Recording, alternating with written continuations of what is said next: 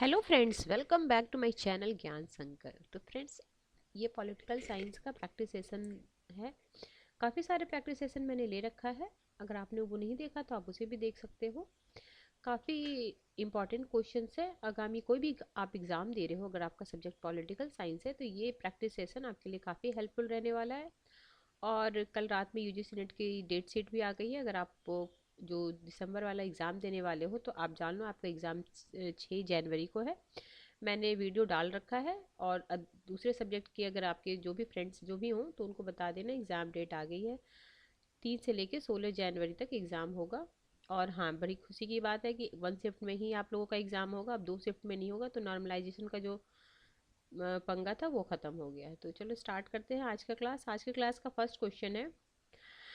देखो, कौटिल्य के लिए रूप दर्शक की अवधारणा का अर्थ क्या होता था। अलग अलग पद पे जो लोग रहते थे उसकी नाम था। तो रूप दर्शक का अर्थ होता था सिक्कों का निरीक्षक। ठीक है, सिक्कों का निरीक्षक। Option number C is the right answer. Next question पे चलते हैं। देखो, अलग अलग जैसे अर्थशास्त्र में अध्यक्ष कहा इस प्रकार बहुत सब, जैसे वाणिज्य अध्यक्ष को क्या बोलता, सीता अध्यक्ष राज्य के कृषि विभाग का था। सूना अध्यक्ष क्या था, भूचर खाने का अध्यक्ष था। सूत्र अध्यक्ष क्या था, कटाई बुनाई का अध्यक्ष था। मुद्रा अध्यक्ष क्या था, पासपोर्ट विभाग का था।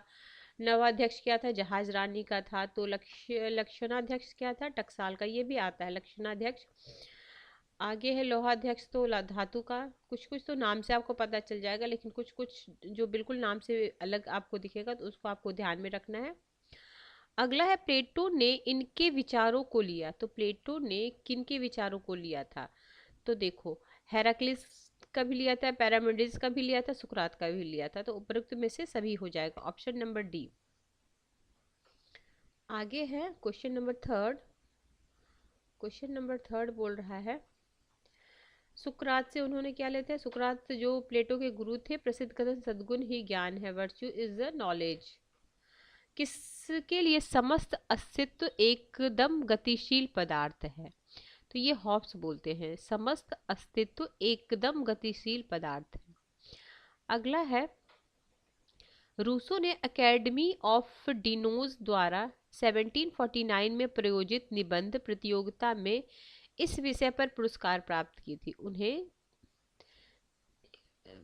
तो ऑप्शन है पहला, क्या विज्ञान और कला में प्रगति ने आचार को भ्रष्ट या शुद्ध करने में योगदान दिया है। तो क्या विज्ञान की प्रगति ने आचार को भ्रष्ट करने के लिए, तो ऑप्शन नंबर फर्स्ट ही हो जाएगा। Option number first. देखो, रूसो ने डिजोन एकेडमी द्वारा, अब ये भी क्वेश्चन बोले किस एकेडमी के द्वारा उन्होंने ये निबंध दिया था, ये आ सकता है। कब, 1749 में आयोजित निबंध प्रतियोगिता में इस निबंध का विषय था, क्या विज्ञान और कला की प्रगति ने नैतिकता को भ्रष्ट या शुद्ध करने में योगदान दिया। उसी पे उन्होंने लिखा था, is the progress of science and arts contributed to corrupt और प्यूरिफाई मॉरलिटी। ये इनका था। इनको इसमें फर्स्ट वो मिला था प्राइज। और दूसरी बार उन्होंने लिखा था 1753। अब ये मान लीजिए इसका बुक, ये लेख का नाम आ जाए और उसको क्रम में और उनकी एक दो बुक दे दे, जैसे सोशल कॉन्ट्रैक्ट दे दे, कोई दे दे। तो सबसे पहले ये हो जाएगा, उसके बाद सोशल कॉन्ट्रैक्ट कब होता है, 1762 में। तो क्रम में सजाने को आ जाए तो इसलिए आप नाम याद रखिए, कब पहले फिर बाद में फिर उसके बाद। तो इसमें अगर आपको डेट नहीं भी याद होगा तो लगेगा नहीं सबसे पहले उन्होंने उस पर लिखा था, तो उस हिसाब से आप क्रम में सही से नहीं भी, मतलब डेट नहीं भी याद होती है भी आप सही से लगा लोगे। अगला है कथन और कारण का क्वेश्चन है। प्लेटो के लिए ज्ञान न तो प्रत्यक्ष ज्ञान है न ही राय, सही मत या राय ज्ञान है। तो देखो, ए सत्य है बट आर गलत है। क्या बोले, सही मत ज्ञान है, ये गलत है, बाकी पहला वाला सही है। आगे है, मार्क्स की द्वंद्वात्मक पद्धति के नियम इन्हें समाविष्ट नहीं करते। तो किनको समाविष्ट नहीं करते। ऑप्शन ए है, मात्रा का गुणवत्ता में तथा इसके विपरीत रूपांतरण का नियम। 6 हो गया, 6 का ए ऑप्शन हो गया। बी ऑप्शन है आपका, विरोधी की एकता का नियम। सी है नकारने को नकारने का नियम। डी है द्वंद्वात्मक पद्धति अपने प्रचलन को केवल भूतकाल की समझ तक सीमित करती है। तो ये डी हो जाएगा। आगे है, यह किसने कहा? लेनिनवाद साम्राज्यवाद के युग का और श्रमजीवी क्रांति का मार्क्सवाद है। किसने कहा? लेनिनवाद साम्राज्यवाद के युग का और श्रमजीवी क्रांति का मार्क्सवाद है। ये स्टालिन ने कहा था। आगे है, डेविड स्टर्न द्वारा समर्थित व्यवहारवाद के सिद्धांत का सही अनुक्रम बताइए। नियमितता है, तकनीक है, मात्रीकरण है, सत्यापन है। उन्होंने जो व्यवहारवाद के 8 बताए थे उसी का है। तो देखो इसमें 8 का आप याद रख लो, इसको फर्स्ट लेटर से ऐसे कुछ आप बना लो, RVU QV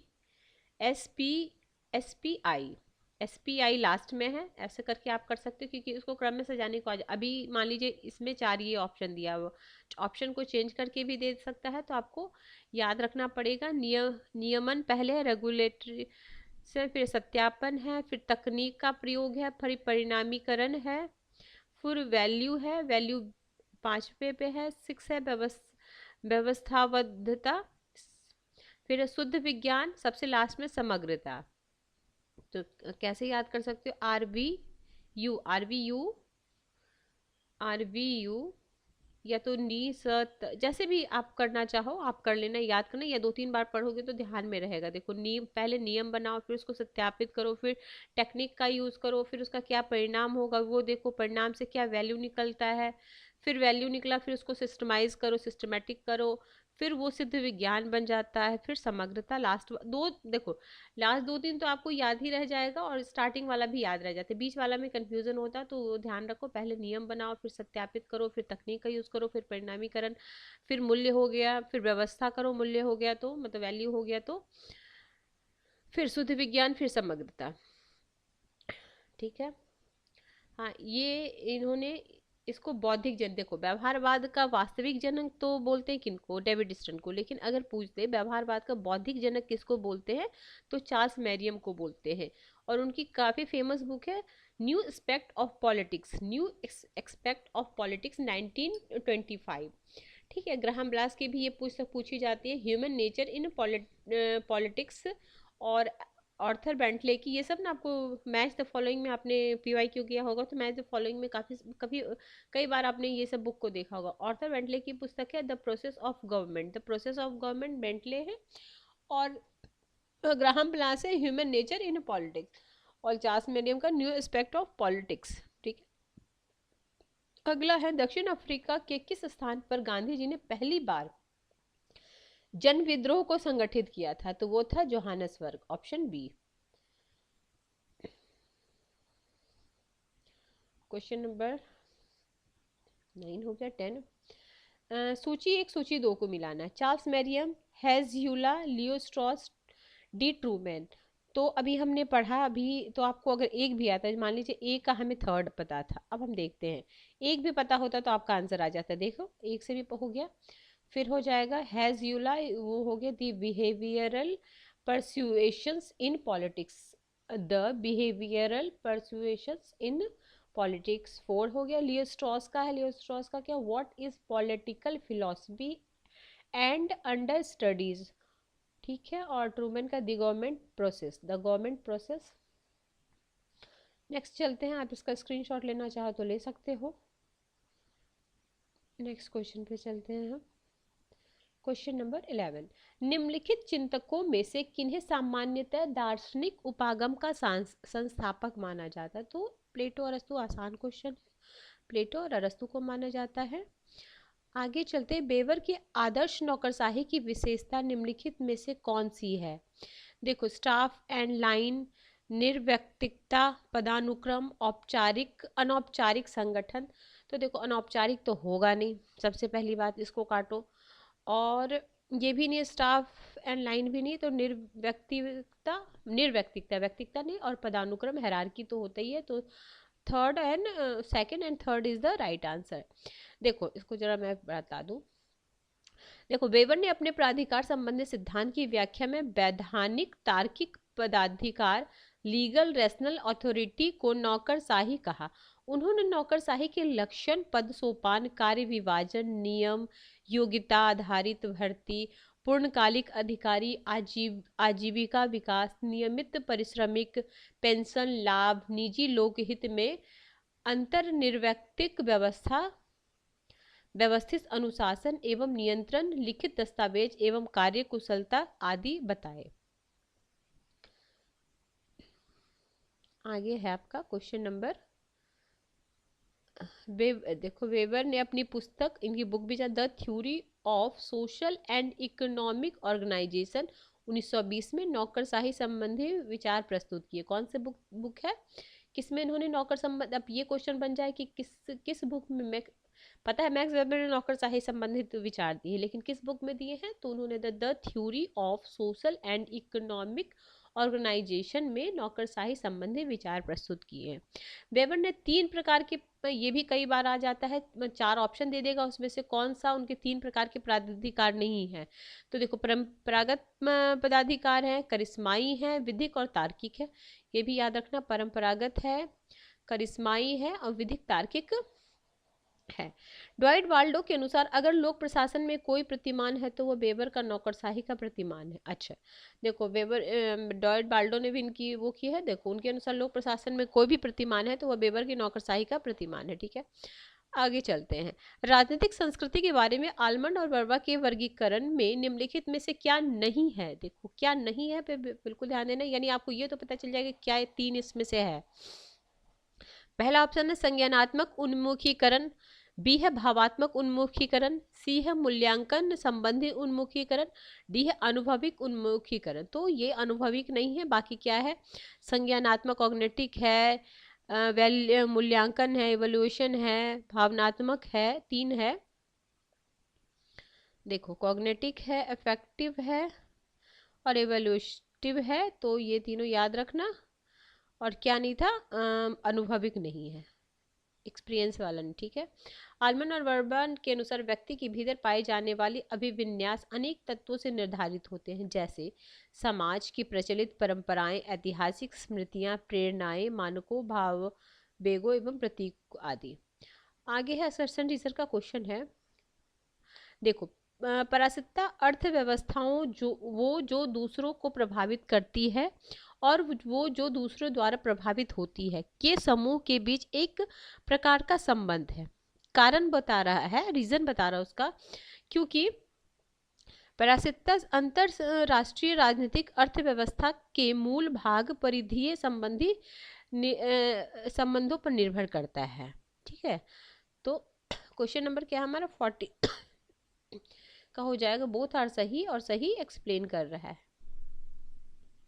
अब ये याद रखना, परासिकता सिद्धांत के प्रवर्तक कौन है, अंद्रे गुंद्रे फ्रैंक हैं और समीर अमीन है, ये दोनों इससे संबंधित है।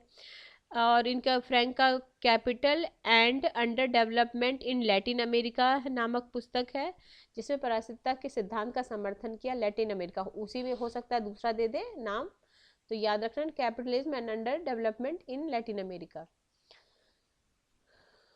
आगे है, यह किसने कहा राज्य मानवीय गतिविधि है जो प्रदत्त क्षेत्र के साथ भौतिक बल के वैध उपयोग के एकाधिकार का सफलतापूर्वक दावा करता है। तो ये थे मैक्स वेबर। एक बार फिर से मैं बोलती हूँ, देखो मैक्स वेबर ने कहा राज्य मानवीय गतिविधि है जो प्रदत्त क्षेत्र के साथ भौतिक बल के वैध उपयोग के एकाधिकार का सफलतापूर्वक दावा करता है। आगे है, तुलनात्मक राजनीति के परंपरागत उपागम ने इनकी उपेक्षा की है। किसकी उपेक्षा की है, तो अनुभविक जांच पड़ताल की। बाकी संविधान का अध्ययन करते थे, संस्थाओं का अध्ययन करते थे, सरकार का अध्ययन करते थे, अनुभविक जांच पड़ताल का जो अभी आधुनिक युग में हो गया है, परंपरागत तुलनात्मक राजनीति में इसकी अवहेलना की जाती थी, मतलब इसको नहीं किया जाता था, ये कहने का मतलब है। अब है, ये बहुत ही इंपॉर्टेंट क्वेश्चन है, हर एग्जाम में आता है, किस तरीके का निर्वाचन व्यवस्था है। पहला first past the post, 2 round of system, list system, single transferable voting system. देखो फर्स्ट पास्ट दी पोस्ट आ गया तो भारत हो गया, और यहाँ इसके जगह अगर यूएसए रहता तो वो भी होता। ठीक है, मैंने देखो सबसे पहले ये मैच ही किया हुआ है सारा, और 2 राउंड ऑफ सिस्टम है मिस्र का, इसमें दिया हुआ लिस्ट सिस्टम है आपका ब्राज़ील का, सिंगल ट्रांसफरेबल वोटिंग है आयरलैंड का। तो अगर आपको सिर्फ भारत का भी आता तो भी आप इसको इसको सही कर सकते थे, नहीं दूसरा नहीं भी आता तब भी। तो इसमें मैच द फॉलोइंग में एक फ़ायदा होता है कि अगर एक से मतलब जनरली तो आपका एक से ही सही हो जाता, अगर क्वेश्चन को टफ बनाते हैं तो दो आपको पता होना चाहिए मैक्सिमम, दो से ज़्यादा नहीं, दो भी पता होगा तो भी आप सही कर लोगे। आगे है, बुक है और उनके लेखक हैं। Interest groups in American society, interest groups of four continents, anonymous empire, फिर है ह्यूमन नेचर इन पॉलिटिक्स। देखो अभी हमने ऊपर शायद पढ़ा human nature in politics Graham Wallas की है, तो अगर हमें डी का थर्ड करते तो भी आंसर आ जाता। देखो एक से ही आंसर आ गया, डी का थर्ड था ह्यूमन नेचर इन पॉलिटिक्स। बाकी हम मैच करते हैं। देखो ए का है सेकंड, यहाँ देखो मैच किया हुआ, in interest groups in American society है एच जिगलर का, ठीक है एच जिगलर का है। Interest group on four continents anonymous empire, ये है एच डब्ल्यू अहरमान का है। फिर है आपका एनोमिम्स एम्पायर है सिमिल ई फाइनर का है, और ह्यूमन नेचर तो ग्राहम बेलास का है। आगे है 16 हो गया। 19, निम्नलिखित में कौन एक उपागम उन अन्य के साथ साथ लोकमत और लोगों के राजनीतिक विकल्प का अध्ययन करता है? तो व्यवहार परक उपागम, ऑप्शन नंबर सी। अगला है राजनीतिक संस्कृति और देश। समरूप संस्कृतियां, अभिजात वर्ग जन संस्कृतियां, सब्जेक्ट राजनीतिक संस्कृतियां, संकीर्ण संस्कृतियां।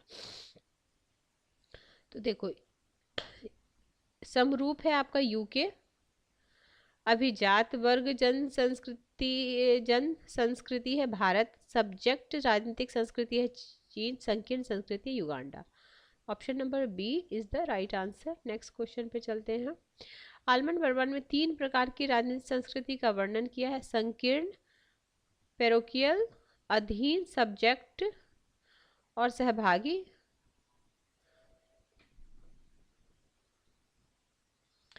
आगे है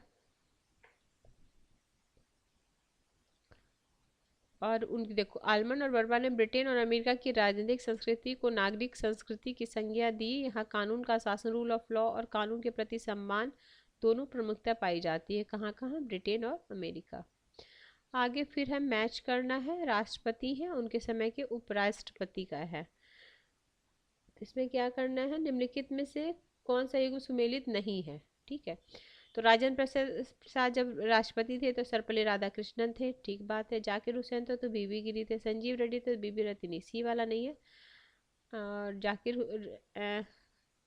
राधाकृष्णन जब राष्ट्रपति थे तो जाकिर हुसैन उपराष्ट्रपति थे, ये भी सही है। तो देखो इस तरीके का भी क्वेश्चन, अभी तो कालक्रम में काफ़ी सारे आ रहे, इस तरीके के भी क्वेश्चन आ सकते हैं कि राष्ट्रपति के पद पे कौन थे, उसी समय उपराष्ट्रपति के पद पे कौन थे। राज्य में मुख्यमंत्री समेत मंत्रियों की संख्या के संबंध में संविधान में क्या है, तो 15% से अधिक नहीं होना चाहिए। तो ये कौन से, ये कई बार एग्जाम में अब ये परसेंट पूछ दिया, ऐसे पूछे किस संवैधानिक संशोधन द्वारा हुआ, किस वर्ष हुआ, उस समय कौन प्रधानमंत्री थे, इस तरीके के क्वेश्चन पूछे जा सकते हैं। तो संवैधानिक संशोधन अधिनियम 2003, तो 2003 में कौन होंगे, अटल बिहारी वाजपेयी होंगे। 2004 के बाद से मनमोहन सिंह आ गए 14 तक, 14 के बाद अभी तक हमारे नरेंद्र मोदी हैं। तो इस तरीके के भी क्वेश्चन बन सकते हैं। आगे चले, निम्नलिखित में कौन एक मुख्य जनजातीय क्षेत्रों में पंचायत राज्य से संबंधित है, तो ये दिलीप सिंह भूया समिति, option B is the right answer. आज मैं 25 क्वेश्चन कराऊंगी, नेक्स्ट क्लास में जो रेस्ट इसमें 25 क्वेश्चन बचेंगे, इसमें 50 क्वेश्चन है इस सेट में। अब पंचायत टॉपिक मैंने अच्छे से कराया है, पंचायत से रिलेटेड जितनी भी समितियां हैं उसको भी मैंने शॉर्ट्स के थ्रू भी डाल रखा है, आप उसे देख सकते हो क्योंकि वो कालक्रम में सजाने को आता है। आगे, निम्नलिखित याचिकाओं को भारतीय संविधान में दिए गए क्रम के अनुसार सही क्रम में कीजिए। उत्प्रेषण, बंदी प्रत्यक्षीकरण, किस अधिकार से, क्यूबेरेंटो, निषेध और परमादेश। ये आर्टिकल 32 में है। तो सबसे पहले बंदी प्रत्यक्षकरण जिसको हैबियस कॉर्पस बोलते हैं, अमेंडमेंट जिसको परमादेश बोलते हैं, प्रोहिबिशन जिसे निषेध बोलते हैं, सर्टोरियो इसको उत्प्रेषण बोलते हैं, क्यू वारंटो अधिकार परीक्षा बोलते हैं। तो इसको आप क्रम में याद रखिएगा, आपको याद भी होगा, नहीं होगा तो एक बार जरूर इसे देख लीजिए। और इसको देखो, अगर पूछे संविधान की आत्मा किसे कहते, तो संविधान की आत्मा हम प्रस्तावना को कहें। और पर्टिकुलर पूछे कि डॉक्टर भीमराव अंबेडकर ने संविधान की आत्मा किसे कहा था, तो उन्होंने आर्टिकल 32 को ही संविधान का आत्मा कहा था। अगला है, इसको क्रम में करना है। क्रिप्स मिशन है, मॉन्टेस्क्यू चेम्सफोर्ड है, मार्ले मिंटो है, साइमन कमीशन है। तो क्रिप्स मिशन 1942 में आया था, 1919, 1909 और 1928। तो इस हिसाब से आप क्रम में लगा दो।